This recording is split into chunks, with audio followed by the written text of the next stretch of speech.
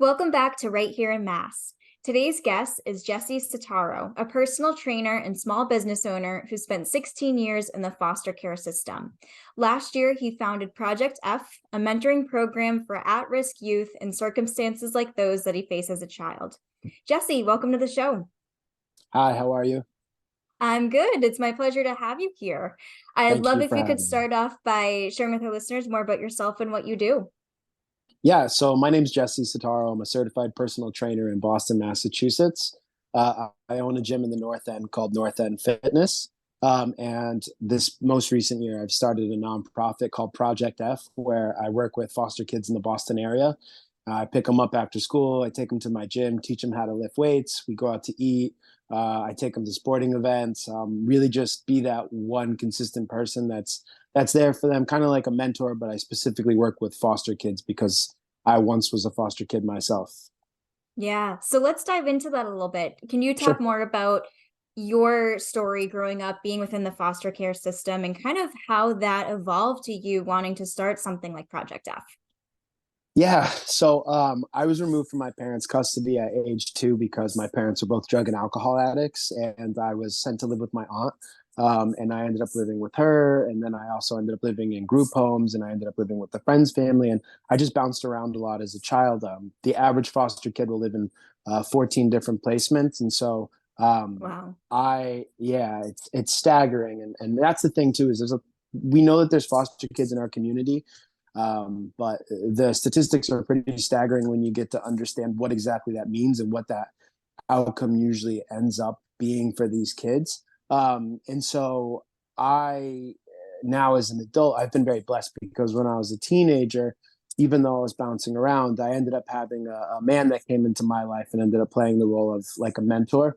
And so I was very blessed because he kind of did the same thing for me, where he'd pick me up after school, help me with my homework, take me to play basketball. And he was just that one consistent person in my life that I had. And now, because of him, without a doubt in my mind, I was able to succeed as an adult and get into college and live a really nice life where I own a small business and I make good money and I have a master's degree. And unfortunately, that's just not the outcome for so many foster kids. And that's why I've started Project F. And I think it's amazing that you took a story that was very vulnerable. And I can't even imagine how difficult it was and fueled that to then give back to children who are in a place that you were once in and be able to give them the support that you received from your mentor and know that it's so valuable to have. Yeah, absolutely. Thank you very much. Yeah, absolutely. And so you also have your own gym that you run. I think you said it was called North End Fitness. Yes, ma'am. And so what kind of inspired you to then branch out, kind of have like the nonprofit and then also have your own gym? I'd love to hear how that has come about and also how you've managed the two of them and juggled them both. Yeah, absolutely. So when I got into college, I discovered weightlifting. I was an athlete, and I played high school football as well, but I really didn't. I wasn't introduced into the weight room until I was in college, and I kind of fell in love with it. I was going to Boston University, and I was getting my bachelor's degree in social work at the time, and it was just kind of. I think for me, as a foster kid, I didn't have a lot of control as a kid.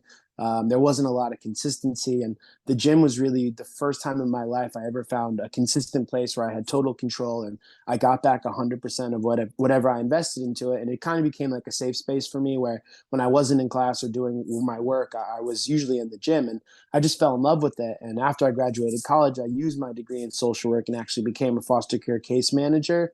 But that entire time, the gym was always a consistent thing throughout my adulthood. So, I'd wake up, I'd go to work, I'd work with foster kids. And then after work, I would always go to the gym. And it just became it became as big a part of my life as any other aspect of my life. And I loved working in social services as a foster care case manager, but it just didn't pay very well. And it was hard for me because I wanted to help every kid. I wanted to rescue every kid that I was working with. And so the gym kind of became the place where I'd blow off steam. And if I had a bad day, I'd go to the gym and take it out there. And it just was, the gym became everything for me. And so I loved what I was doing, and I knew I wanted to work with people, and I wanted to help kids, particularly in foster care, but it wasn't paying very well. And the gym really started becoming the focal point of what I look forward to most in the day. And so I ended up getting my going back to school and studying exercise science at Boston University, and I got certified as a personal trainer. And the game plan was to just do that on the side to supplement my income. But I ended up falling in love with it and doing really, really well in it. I worked at a gym franchise with over 164 locations, and I was the top trainer in the entire company by Wow. the peak of my yeah. So the average personal trainer does like 60 to 80 sessions a month. I eventually went full time, and I was doing about 245. Oh So my I did, goodness. yeah. So I really accelerated, and I found my gift. I think I heard a quote. It said something recently along the lines of like, the gift is what comes most easily to what you're good at, that comes very easily to you, and your purpose is what sets your heart on fire. And even though I still love the gym, and it became something that very clearly God had gifted me for.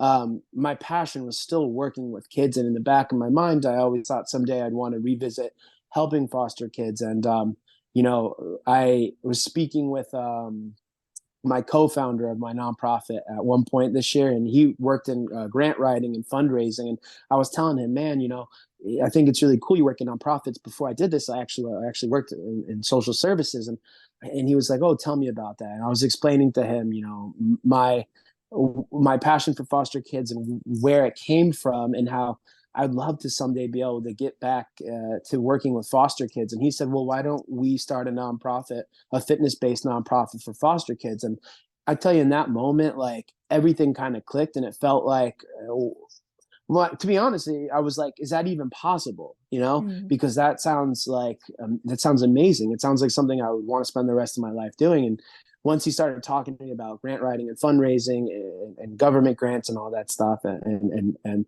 private donations, how actually it is possible to start your own nonprofit. And I was particularly equipped for it because I was already running a successful business, and I Right. understand entrepreneurship. And I said, you know what? If I can take the same skills that have allowed me to flourish in personal training and my passion for working with foster kids and put them together, we could have something really, really special here. Absolutely. And I think it's great too that you also have that co-founder with someone who kind of has like the nonprofit Oh yeah. experience tied with your own of that personal story, plus your, of course, your fitness expertise and everything like that. Yeah, yeah, absolutely. And I've actually built a really incredible team. Our board's fantastic. We have lawyers, we have grant writers, we have just an incredible team around us. One of my good friends is also a board member, and he's the head of fitness for Reebok. And there's been a lot of people that actually want to help and get involved. And we've been having people that have shown overwhelming support since I started sharing my vision, and we've received hundreds of donations. And it's happening. I have kids now. I pick up kids every week. I spend time with Mm. them. I help them with their homework. We go to sporting events, lift weights. It's such a cool thing to now basically be what I was, or basically be what my mentor was for me now for these kids. And it's been really the greatest joy of my life. Yeah, and I love that. And I can tell too that what you do goes beyond fitness. Of course, fitness is a core part of what you do, but it's like you mentioned, those relationships, that mentorship, knowing that they have someone who's reliable and dependable and stable within their lives that they can turn to whenever they need something. Yeah, absolutely. And so, what was that process like of starting a nonprofit with being able to really build from the ground up and work on something that you feel so passionate about? It's been really amazing. Obviously, I have a lot of help. I am right now, I'm pretty much a one-man show, but my vision for Project F is I just don't want to be doing this on my own. I want to bring in other caseworkers and other social workers and other mentors, basically Mm. create more versions of myself. And I'm really working on trying to get enough money raised so we can get the kids their own location. Right now, I'm doing it out of my gym, which it's great, but it's not the vision. I want the kids, no matter what group home they're in, what foster home they're in. Like I said, the average kid bounces around so much that there's not a lot of consistency. And just like I found consistency in the gym and in my mentor, I now want to give that forward for kids. I want to get them their own location where they know no matter where they are, that's their gym, and there's somebody there that cares about them and is fighting for them, and is on their side.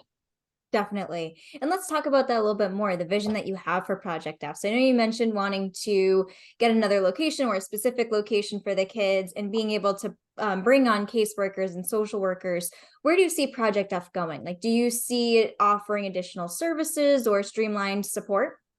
It's going to be big. Of course it I, is. it's going to be big. I know that. As of right now, we are the first nonprofit gym for foster kids in the entire country. And so when I think of this, I want you to kind of, I'm trying to explain it to people, and everybody gets it once they sit Yeah. down and talk to me and see my passion for it.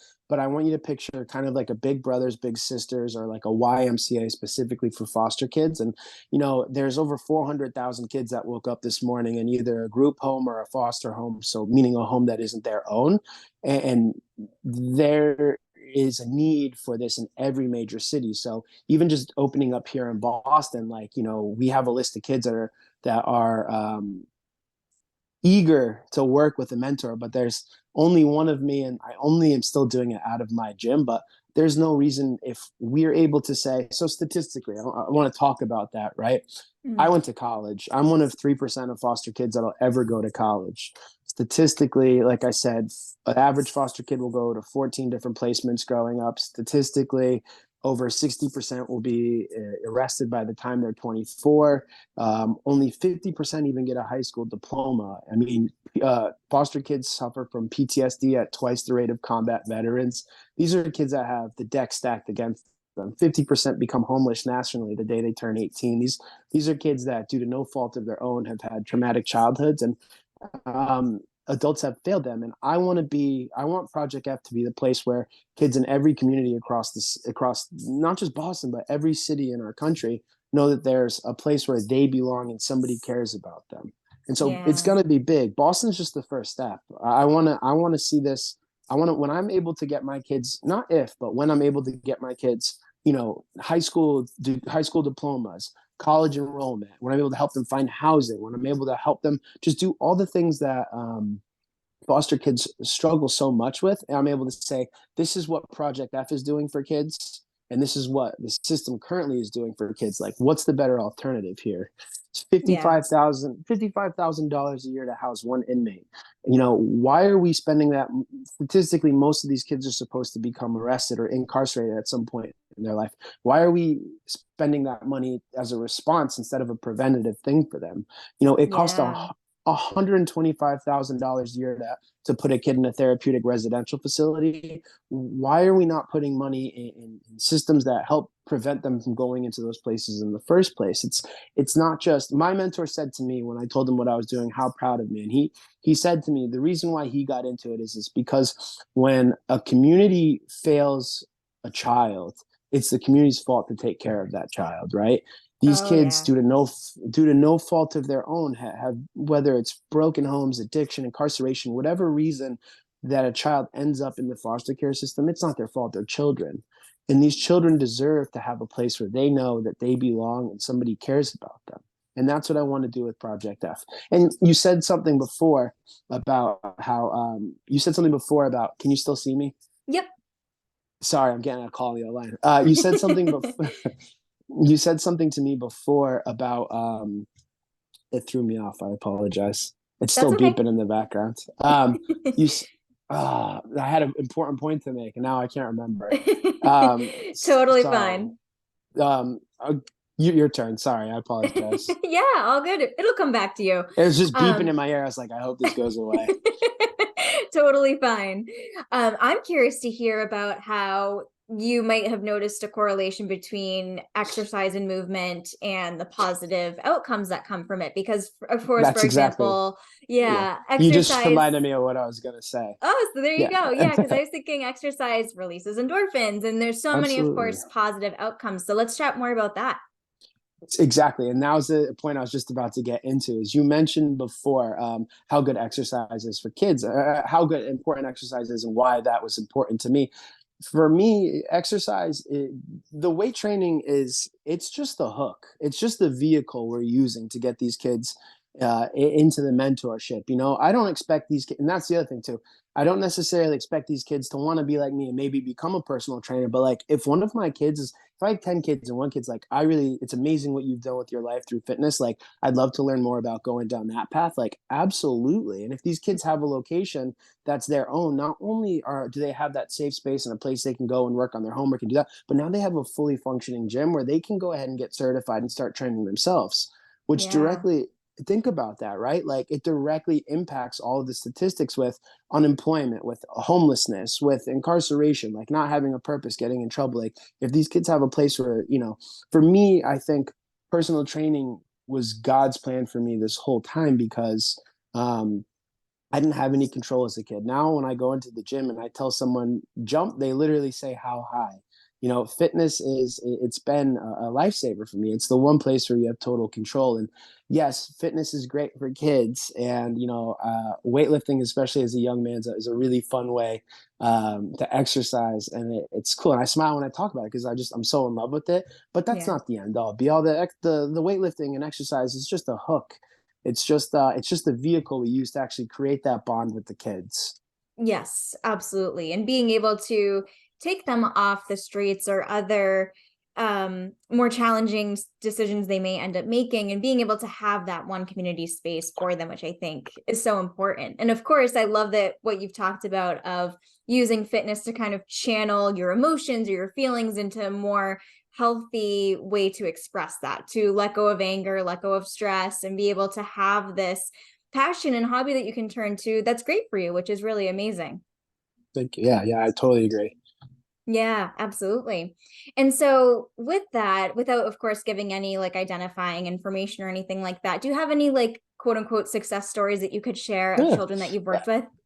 absolutely. So I got a text earlier this month from a father of one of the kids I've been working with, and that kid was kind of, for more or less, he's been kind of depressed. He's not been really leaving the house. He hasn't been going to school. He's been really struggling. And after bonding with him, and spending some time with him, I said to him, like, listen, I love working with you, bud. Like, this is great, but like, we got to get you back in school, because I explained to him how I wouldn't have gotten to where I am in life without my education and getting good grades in school, despite the adversity I was going through, getting into college, learning the craft that I now practice. And, you know, it's not about him doing what I want to do, but whatever his dreams and goals are. And actually, cool side note, I took him to his first college football game, and it was really cool to see his Oh, eyes light up fun. and be like, "Oh, I never really thought about college." And I'm like, "Yeah, dude, we're gonna get you in college. Like, I'll help you with the SATs when it comes there." You could just see the wheels spinning in that. So many times these foster kids, it's they're so focused on just surviving, getting by day to Mm. day, that the big picture of where they want to be in life, it's it's so abstract. And I think something that's been really cool to see is the kids working with me is they're like, oh wait, there is more after foster care. Oh, look at the life that Jesse built. Like, I want to be able to do something like that the same way my mentor did for me. The reason why I connected so well with my mentor as a kid is because he was adopted. He wasn't, Mm. he didn't grow up in a home that was his own. And so when I knew that, and then I met his wife and I got to see his beautiful house on the water and his popular daughter, I was like, oh my God, like, this is possible for people that come from where we come from. And it's been really cool now being able to kind of play that role for these kids and see them start thinking about college, see them start thinking about the next steps. And what I was getting at before is I got a text earlier this month from that dad saying, like, I don't know what's going on, but I'm not going to name his name, but he's like, he's gone to school every day this month. It's the first time since we can remember that's been going on. That's His grades are amazing. improving. And I'm just like, oh my gosh, like, it's so rewarding. It's so much more rewarding than any other thing I've done in my entire life. And I'm all in. Like, this is what I'm gonna do with the rest of my life. But yeah, I have so many more stories. But it's like, yeah, I glow when I talk about it, because it's just like, I know I'm doing what God's called me to do.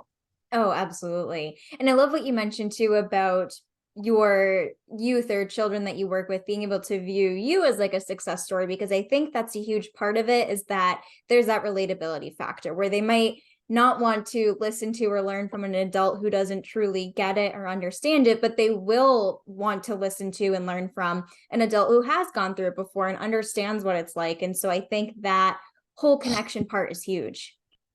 Yeah, I absolutely agree. When you my mentor said to me one time, he's like, it's one thing to tell somebody to pull themselves up by their bootstraps, but if you've never seen anybody do that themselves, how are you supposed to do that? And so Hmm. that's like the key part of this whole project and why it's working, why my nonprofit is working is I'm not just some social worker, some clinician. This is my 9 to 5 job. This is my passion. Like I'm doing this right now completely on private donations, and it's the one thing I look forward to more than anything in my week is seeing my kids and working with my kids and hearing their parents reach out to me, telling me that how much of an impact it's had on them. And it at church the other day, they mentioned something about finding a purpose in your pain. And I just was like, God is so good. Like, this is why it's been, I'm like, I'm so, I glow when I talk about it. Like, I love Hmm. this so much in what I'm doing, and it's making such an impact that it's truly amazing. Absolutely. Absolutely. And I can hear it and see it and feel your excitement that you have for it, which I think makes a huge difference. And that's what makes people want to be involved and want to support is when they see the excitement and how much people truly feel about something. That's what makes them want to get involved, which I love. But Yeah. I do want to go back to a point you mentioned earlier that I thought was a very interesting point. And you mentioned the staggering costs that the government or whoever else it is paying for incarcerated individuals or group therapy. And you brought up that great point of like, why Good not put points. this money to prevent that? And Mhm. so it made me think that there's a huge advocacy piece that you obviously feel passionate about. And I'd love to hear if you've Yes. done that or thought about that of like advocating to local or state or even national governments about that stuff. Yeah. So I am currently, I mean, since I've started this project and other agencies and nonprofits in the area have heard about me, I've been asked to be a board member on multiple boards. I've been on the TV, I've been on the news. The Celtics drew attention to what I'm doing, and I was honored at a game.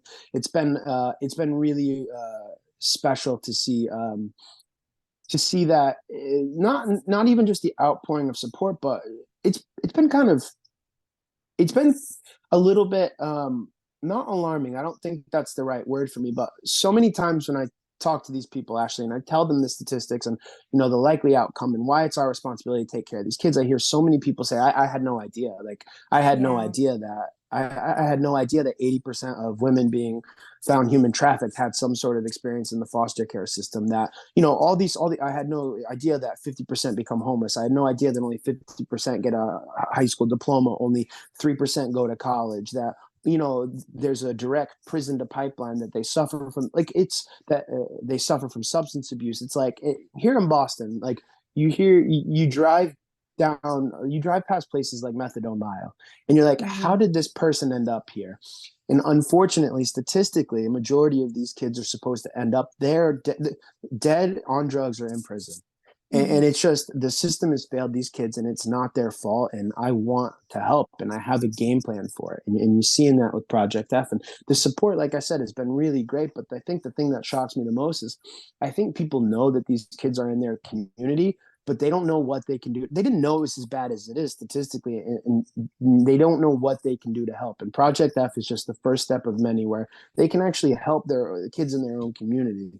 There's so much social awareness right now of things going on overseas, and we have BLM and LGBT awareness and like all this stuff and the stuff going on in the Middle East. And it's like we spend so much attention on all these grand issues, and it feels like the orphans in our own community, the foster kids, get forgotten. And it's I feel like it's just people don't know, they don't have the advocacy, like you said. That's something I'm trying to Yeah. do with Project F, is say, look, we have 400,000 kids in our country right now, and every year 28,000 age out. And like I said, they're supposed to end up in bleak circumstances. And you know, advocating and highlighting that has been really, really special. And I get messages from people in DMs and emails saying, I heard you on the radio, I heard you on TV. My cousin's this, I grew up in foster care myself. Like, I was a foster parent myself. It's so nice to see like a success story. And I don't know. I could ramble on and on about this stuff because I'm so passionate about it. And I hope Yeah. I'm not like speaking all over Oh my the gosh, place, not at but all. I I love get it. so excited. Okay. Thank you, Ashley. Yeah, of course. And so with that, I mean, on the advocacy side, like have you directly partnered with like the Boston public school system where like they might tell you about kids? I mean, obviously if they're able to, but like share information about kids that they might know who are in the foster care system who could use your support and stuff like that.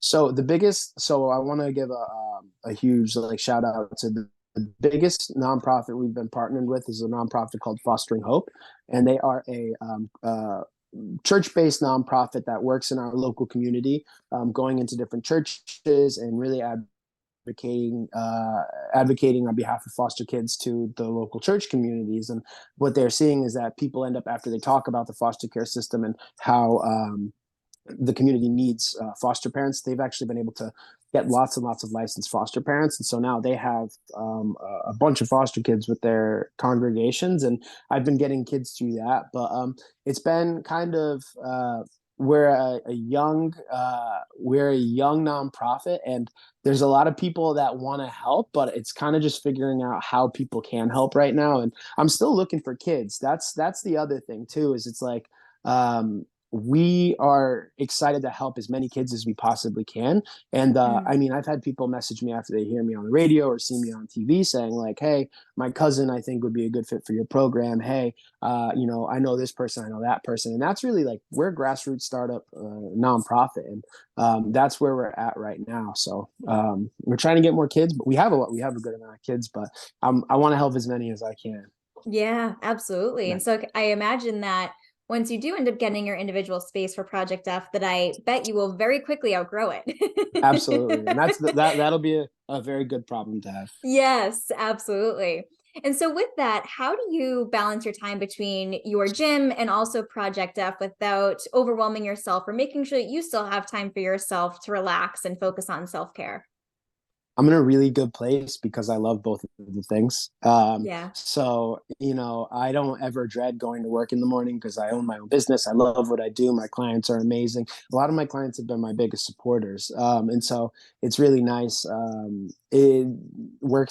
Like I said, that's my gift. It's what God wants me doing, because it comes so easily to me. But there's also my passion, and it's very hard to get burnt out on the thing that makes your heart glow the most, and that's working with these kids. And so it's I think it would be a lot for the average person, but not for me. I look forward to it. And we really like Ashley, the thing that we're doing, we're working out, which is what I love. Like, we're Yeah. going to sporting events. I'm a guy, I love that stuff. Like, we're going out to eat. I'm a big foodie. Like, the things that sometimes, it's not always about talking about your feelings and the mushy gushy stuff. Sometimes kids just need to be picked up and go bowling.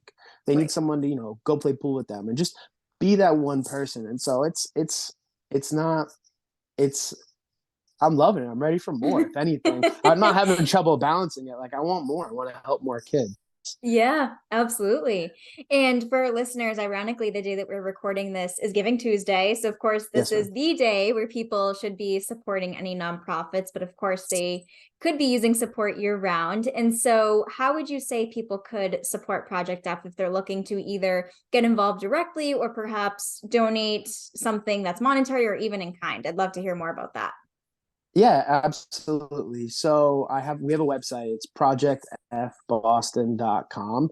And on there you can hear a little bit about my story. There's some videos on there as well. And I've been kind of very slow to post a ton of content of my kids, just out of right for their privacy. But there's some content on my own social media as well. I recently posted the Patriots, and MGM gave us a suite to a recent football game. And so we Oh, were able to fun. go do that. Yeah, some fun stuff like that. Like I said, the Celtics honored me at a game, which I didn't think I deserved at all. Um, but if you want to support, you can go to projectfboston.com, and on there's a link for the GoFundMe if you want to make a monetary donation. All the money goes directly towards the savings we have for the gym that I want to get these kids, and then also like when I take them to games and out to eat and stuff like that. But and then for larger donations, if they want to reach out to me directly, we are a 501(c)(3). So if someone's looking to make a large monetary donation, we can get them a tax receipt for that. But even the small donations matter. They count the most because, someone says, how does my $50 help, a nonprofit like this? It's like that's enough money for us to go get lunch. That's enough money for us to Yep. go bowling. So every donation helps, and that's really where we're at right now. Is a lot of what we're doing is just building a relationship with the kids, and a lot of that is just taking them out to do fun stuff. They're kids. These are kids that deserve to go out to eat, deserve to, go catch a game. And it's been really fun bonding with them that way. But the ultimate goal, like I said, is to save up enough money that we can get the kids their own location. Yeah, definitely. And I would say that it seems like you might be close to that. Would you say so? So yes and no. We're close on the first level, right? We've privately raised I don't know how familiar you are with Boston, but it's not a cheap city. We've Nope. raised over we've we've raised over $50,000, which I'm incredibly grateful for. But in Boston, that feels like $25,000. Yeah. So that's why I'm saying every donation really does help. And Yeah. then the long term goal is once I'm pumping out success stories with these kids, which we already, like I told you, we're already having success stories. Parents are reaching out saying how it's changed how they see improvement in their kids' behavior and at school and all these things. And again, I'm thinking about college, and I want to be able to say, listen, I have 12 kids right now. 7 of them are enrolled in local community colleges. All of them have their high school diplomas. 1 out of the 10 have gotten any type of trouble with the police. Like to be able to say, like, statistically, none of this stuff is supposed to be happening, but we are making it happen. Mhm. I feel like that's when we're going to be able to get government grants. And so, yes, we've raised a good amount of money, and I'm very grateful for every donation, but every bit helps as we're on our way to get that first location. Yeah, absolutely. And $50,000 in 1 year since starting Project F is amazing. So that's Yeah, so, I think even better to hear about everything that you've done like within the span of a year. I know you started it last year, but just hearing about all of the progress you've made and it initiatives you put hasn't into even place is it hasn't even been crazy. it hasn't even been a year. Oh We my had our gosh. we had our first fundraiser the holiday Christmas time last year, and so we're just now rounding the end of the first year, and it's been really really special. But yeah, but it hasn't even been a year. This was an idea, this time last year, and now we're actually raising money. We have kids. We're working with kids every single week and getting success stories already, and I'm so excited to. I'm grateful for all the support, and I'm so excited to make this thing big. Yes, and it definitely will be big for sure. Yeah. Jesse, one of my favorite questions to ask our guests as we get towards the end of our show is what their favorite local businesses are to support. Sorry. So I'd love to hear your favorite organizations or local businesses that you'd like to give a shout out to. Yeah, so I'm in the North End, so I'm a big foodie, like I said, and it's been kind of cool. I have pictures I could share with you after of us going out to eat. A lot of the good restaurants around here, and a lot of the restaurants that Frank Di Pasquale owns, and then Nick Verano. They've been my favorite restaurants. I like Nico, I like Brico, I like Trattoria El Panino, I love Strega. Those are some of my favorite restaurants in the and they've also like Nick Verano has donated in passing to the nonprofit, and those are definitely among my 4 favorite restaurants. But yeah, those are probably I'm such a foodie.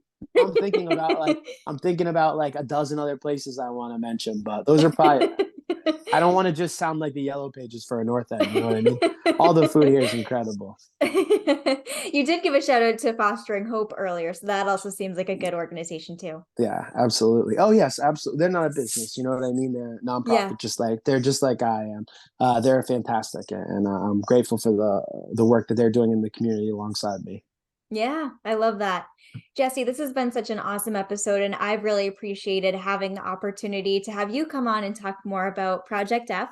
And I know you shared more earlier about how people can find out more information and Yeah. donate, but I'd love to hear again where people can find you online in case they'd like to connect further.